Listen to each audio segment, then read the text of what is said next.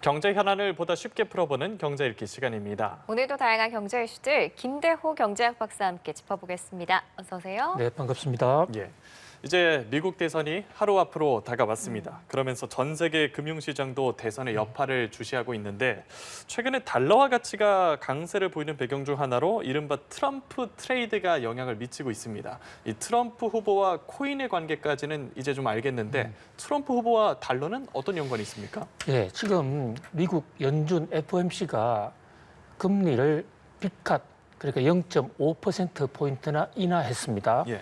그렇다면 금리가 떨어지면 금리라는 게 돈의 값이기 때문에요. 그게 연동돼 있는 미국 달러 가치도 하락을 하는 것이 일반적인 현상입니다. 그런데 바로 미국 대선 트럼프 대통령의 효과, 이것을 흔히 뉴욕 증권시장에서는 트럼프 트레이드라고 그러는데요. 예. 트럼프가 당선될 가능성이 상당한 그런 상황에서 금융시장도 트럼프에 배팅을 하면서 이 달러가 떨어지지 않고 있습니다. 오히려 달러가 올라가고 있습니다. 그리고 미국의 금리도요. 연방준비은행의 기준금리는 내려갔는데 실세금리라고 하는 회사채 금리는 더 올라가고 있습니다. 그러다 보니까 우리나라 원화 같이 해외여행 다니시는 분들 아주 체감하실 겁니다. 해외에 또 자녀들한테 학비 보내시는 분들 불과 한 달 전만 하더라도 환율이 1,300원대였던 것이 지금 1,390원, 뭐 80원, 한 달 사이에 거의 100원 이상 오르는 우리나라 환율이 폭등하고 있는데 이것도 미국 달러가 이상 강세 현상을 보이는 데 따른 그런 후폭풍이라고 볼 수 있거든요. 자, 그러면 왜 미국의 기준금리를 내렸는데 미국 달러는 왜 올라가느냐? 트럼프 대통령의 공약 중에서 두 가지가 이 달러를 올리는데 기폭제 역할을 하고 있는데요. 첫 번째는 트럼프 대통령 당선되자마자 전 세계 각국을 대상으로 관세를 올리겠다. 예. 보편 관세라서 20%를 지금 예고해 놓고 있습니다. 중국에 대해서는 무려 60%를 올립니다. 미국의 그 상품을 보호하기 위한 것이긴 한데 그러나 관세를 올리면 그 관세만큼이 물가에 반영되거든요. 그러면 트럼프 대통령 당선과 동시에 미국의 물가가 최소 20%, 많게는 60% 뛸 수 있다는 그런 가정이 성립을 하는 것입니다. 그러면 물가가 뛰면 현재 내리고 있던 기준금리 더 이상 내리기 어려울게 될 것이고 오히려 금리 인상할 가능성도 있습니다. 그러니까 트럼프가 당선돼서 관세 폭탄이 터지면 달러가 하락하는 것이 아니라 아예 폭등할 것이다. 여기에 우려하는 시각이 하나가 있고요. 또 하나는 미국의 지금 트럼프 대통령이 전 대통령요. 트럼프 전 대통령이 대통령에 당선되면 자기가 세금을 낮추겠다. 법인세 세금을 대충 낮추겠다고 그럽니다. 기업들 입장에서는 좋은 얘기인데 문제는 지금 미국의 재정 적자가 심각하거든요.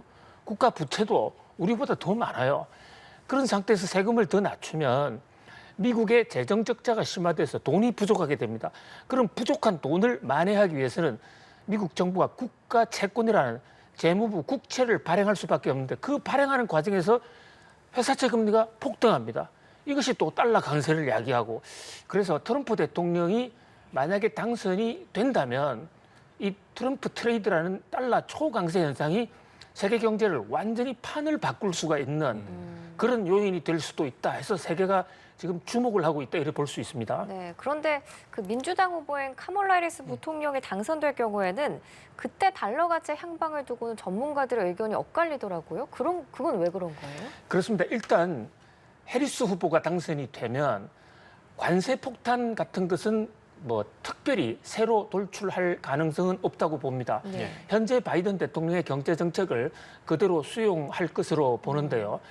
바로 그렇기 때문에 이것은 이제 물가 안정 차원에서 연준이 기준금리를 계속 내리게 되는 해리스 당선 경우에는 FOMC의 기준금리 추가 하락, 연내 하락은 물론 내년에도 하락된다. 그러면 달러가 떨어질 가능성이 높다.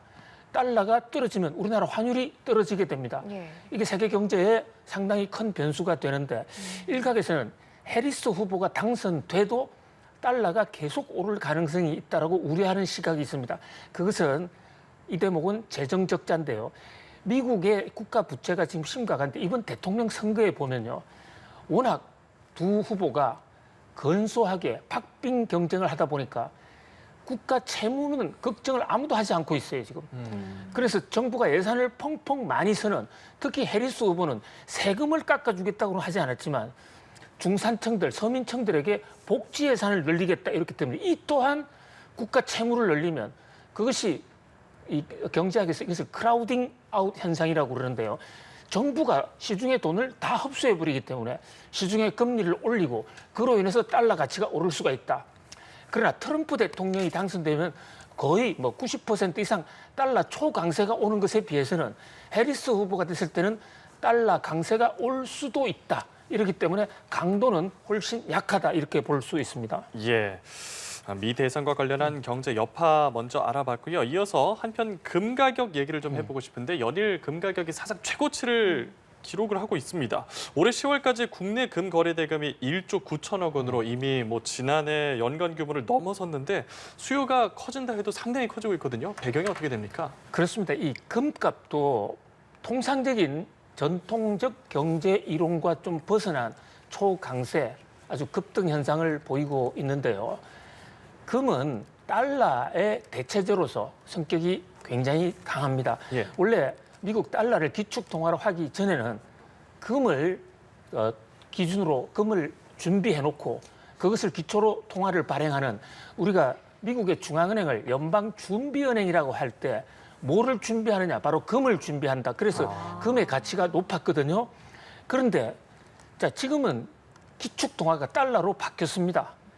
특히 1972년 닉슨 독트린 이후로는 금하고 관계없이 달러는 달러대로 가는 시대이기 때문에 네. 금이 오르면 달러 가치가 떨어지고 달러 가치가 오르면 금값이 오르는 서로 간의 반비례 관계가 최근 50년 이상 지속되어 왔거든요. 예. 자, 그런데 지금 미국의 금리를 인하한다? 그러면 금값이 오르는 것은 이해가 되는데 미국의 금리가 오히려 회사채 금리가 오르고 또 미국 달러 가치가 강세면 금값은 떨어져야 되는 거예요. 네. 그런데 금값도 오르고 미국 달러 가치도 오르고 예. 그야말로 두 개가 반비례 관계인데 둘 다 같이 오르거든요. 예. 자, 이 같은 현상이 나타나는 것은 지금 세계 경제가 또 정치와 엇물려 있는데요. 세계 정세가 굉장히 불안한 겁니다. 한 치 앞이 어떻게 될지 모른다. 우크라이나 전쟁, 이스라엘 하마스 전쟁 이런 게 어디로 튈 줄 모른다는 이런 불안감. 이런 것이 상대적으로 조금 더 안전하다는 금, 달러 쪽으로 양쪽으로 지금 돈이 몰려들고 있다고 보여지고요. 또 하나의 지금 금값이 오르는 중대한 변수 중에 하나는 우크라이나 전쟁이 시작됐을 때 미국이 러시아에 대해서 미국 달러 보유된 것을 동결을 시켜버렸습니다. 그러다 보니까 이 러시아 입장에서는 달러를 확보하지 못해서 굉장한 애로사항을 겪었거든요. 그 이후로 러시아와 중국이 합작을 해서 아예 달러 없는 우리 새로운 어떤 공산권 그러니까 그 사회주의권을 연합하는 예. 새로운 통화 질서를 만들자 이 움직임이 가시화되고 있습니다.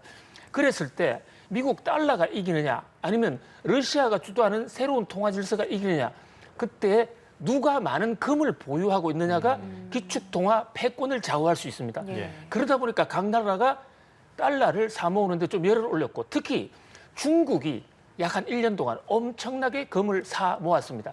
이런 것들이 국제 금값을 올리는 요인이 됐다 이렇게 지적할 수 있습니다. 특히 국내 투자자들의 금거래 비중이 43%로 꽤 높거든요. 해외랑 비교했을 때 국내 금 투자 열기가 상대적으로 더 뜨거운 모습인데 그만큼 불안감을 많이 느끼고 있다 이런 뜻일까요? 예, 지금 국제 금 시세하고 국내 금 시세가 조금 차이가 있는데요. 네. 둘 다 오르고는 있습니다만은 국제 금 시세를 100이라고 했을 때 우리나라 금 시세는 108, 그러니까 8% 정도가 좀 높게 거래가 되고 있습니다. 예. 예. 기본적으로 우리나라는 금이 많이 생산되지 않아요. 과거에 운봉탄광이라든지 이런 데서 금광에서 많이 생산이 됐지만 지금은 국내 금 생산이 없고 대부분 수입을 하다 보니까 어쨌든 거기다 관세를 플러스해야 된다는 측면도 있고 이제 또 하나 정권 시장과 관련해서 보면요. 미국 증시라든지 또 유럽 증시, 일본 증시는 최근 2, 3년간 엄청나게 올랐습니다. 근데 우리나라 증시는 코리아 디스카운트 뭐 등등해서 좀처럼 오르지 않거든요. 그러다 보니까 그 투자가 주식에 또는 국내 금융 상품에 투자하는 것보다는 금이 또 낫지 않을까 이런 어떤 인식으로 해서 외국보다는 금 투자가 조금 많아 보이는데요. 그러나 금이라는 것은 굉장히 그 변동성이 높습니다. 그래서 금값이 오른다고 해서 그것을 따라서 추격 매수하는 거 이것도 굉장히 조심해야 됩니다. 물론 네. 금이 더 오를 가능성도 있기 때문에 뭐 금을 투자하지 말라 이런 얘기는 아니지만 그러나 경제 상황이 지금 미국 대선부터 시작해가지고요. 갑자기 트럼프가 당선이 안 된다든지 또 우크라이나 전쟁이 갑자기 종식이 돼버린다든지 예. 이런 외생 변수가 생기면 금값이 대폭락할 수도 있거든요. 그런 면에서 여러 가지 상황을 계속해서 팔로잉을 하면서 투자를 할 필요가 있다. 이런 충고를 전해드리고 싶습니다. 예, 그럼 뭐 뉴스 꼼꼼히 보고 공부도 좀 많이 해야 될 것 같은데 그렇습니다. 말씀하신 것처럼 이제 미 대선이 결정이 되고 나서 불확실성이 좀 줄어든 것 같다 시장이 판단을 하면 금값이 뭐 단순히 떨어졌다라기보다 좀 안정세에 접어들 수 있을지 혹은 전문가들 중에서는 내년에도 그래도 금값은 계속 오를 거다 하는 의견도 있는데 어떻게 보십니까? 예, 변수가 좀 있을까요? 가장 중요한 게 우크라이나와 러시아의 전쟁이 예. 이 상태로 끝나느냐 아니면 지금 북한도 뭐 배치를 했다고 그러니까 더 확전이 돼서 일각에서 러시아 메드베데프 그 안보 부의장이 얘기하는 것처럼 저게 3차 대전으로 갈 수 있다 이러면 금 확보 전쟁이 안보 차원에서는 물론 기축통화 달러냐 아니면 러시아가 추진하는 새로운 국제통화냐 그래서 금 확보 전쟁이 더 생기면 금의 가치가 더 오를 수는 있습니다. 그런데 이제 미국 대선에서 안정적인 그러니까 어느 한 후보로 확정이 조기에 돼버리면 예. 미국 입장에서 금값의 지나친 상승이나 달러의 초강세 현상을 원치 않기 때문에 왜냐하면 금값이 올라가거나 달러가 올라가면요 일견 좋은 미국으로 해서도 좋은 것 같지만 예. 미국의 국제 수지, 무역 국가 경쟁력이 떨어지기 때문에 미국 제품의 수출이 줄어듭니다. 그런 점에서 금값은 하락세로 돌아설 수 있다. 그러나 지금 국제 정세의 불안이 계속되고 미국도 지금 대통령 선거가 끝나더라도 불안감이 굉장히 증폭될 가능성이 있거든요. 네. 선거 불복이라든지 그렇게 됐을 때는 달러와 금 가치가 더 폭발할 수도 있다. 그래서 굉장히 중요한 지금 변화의 눈앞에 있다 이렇게 볼 수 있습니다. 지금 모든 세계 경제가 그 미국 대선의 결과랑 맞물려 있는 것 같다라는 생각이 들고요. 마지막 주제 짚어보겠습니다. 시중 은행들이 한국은행의 기준금리 인하 이후에 예금금리를 낮췄는데 대출금리는 올렸거든요. 지금 예금금리랑 대출금리 차이가 어느 정도 나나요? 예, 예금금리와 대출금리의 차이 이것을 흔히 예대 마진 차이라고 예. 합니다. 네. 예금을 하면 은행이 그 고객에게 이자를 줘야 됩니다. 그렇다면 예금금리는 은행 입장에서는 비용이고요. 대출금리라는 것은 빌려주고 받는 이자가 은행 입장에서 대출금리인데 이것은 이익이거든요. 한국은행이 기준금리를 조정한 것은 기준금리를 0.25% 내렸습니다. 이것은 기준을 어떻게 잡았냐면 대출금리, 예금금리 다 함께 내리라는 겁니다. 예. 한국은행의 기준금리는 시중은행과 한국은행 간에 적용되는 금리인데 거기에서 바로 예금, 대출, 은행과의 중앙은행과 시중은행과의 예금, 대출 함께 내렸거든요. 그렇다면 당연히 예금은행도 대출과 예금금리를 같이 내려야 되는데 예금금리를 내리면서 대출금리는 오히려 올리고 있는 은행들이 네. 있어요. 그렇죠.